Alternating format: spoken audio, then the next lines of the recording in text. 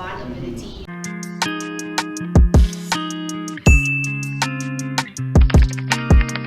Hi everyone, welcome to another episode of Ask the Experts, brought to you by our team at Synergy. I'm Philip, the host for today, and next to me we have Yi Chen, an expert in behavioral therapy. And in these sessions, we are going to provide a glimpse of what autism and how behavioral therapies can help in this area. Maybe invite Yi Chen probably to tell us more about what is autism. Okay, so autism is actually a neurodevelopmental disorder. It presents usually when the child is very young, so it's not something that you can catch on when you're older. And autism is a spectrum disorder, so that means every individual with autism is affected by the disorder differently. Some has mild symptoms, but some would have more severe one as well. And the treatment, of course, differs, based on the individual needs.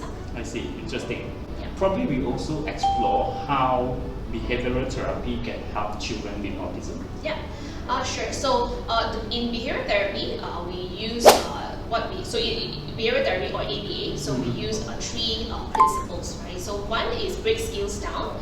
Number two is to use positive reinforcement, and number three is practice.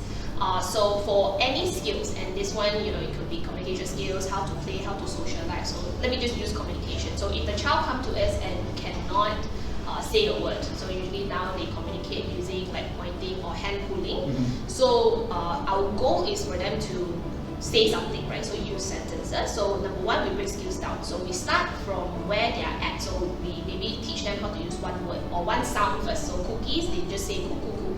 Break skills down. And from there, we use positive reinforcement, meaning every time they say cool, we give something that they like, right? So it's like a reward, something that will reinforce this behavior. So if they like, like tickling, or if they like, cookies, right? They ask for cookie, we give them cookies, so they will know, oh, okay, if I say cool, I can get cookies. And then we must practice that a lot, which is the third principle, so that they become very fluent at that. And after that, it sort of gradually becomes like cool, cookie, then I want cookie, and then from there they become more and more fluent in communication.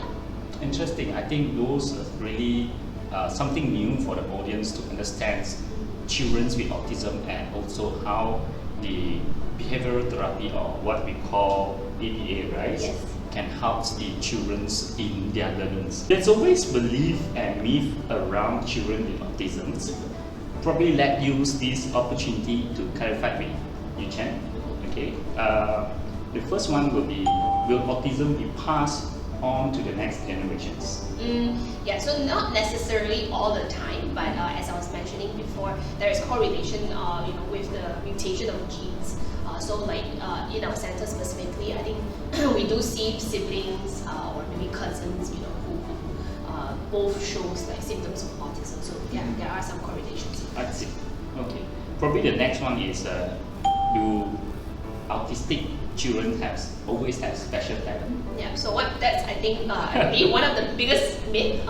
So unlike what is being portrayed and highlighted in the mainstream media, not all individuals with autism have special talents. In fact, I think maybe just 10% of them have those kind of savant ability, like being able to play piano and things like that. But actually, most of them may have comorbidity with like delay in learning or intelligence deficit as well. That's it. Probably the last one to the audience: can autism be cured? So this is a very tough question to answer. In a way, I wouldn't say it will be cured, but I think for all early intervention, I think we do want to help the kids learn skills so that they can be integrated in their day-to-day life and live as typically as they can in order to sort of like function within the society. So not to be cured, but I think more for them to be integrated. I see. Okay. Well, I think that's all for today. I hope these sessions will allow the audience to have deeper understandings about autism and also behavioral therapy. Before we end, I would like to thank Yi Chen again for her time and willingness to share this valuable knowledge with us. Thanks, Yi Chen. Please stay tuned to our next episode of Ask the Expert. Bye.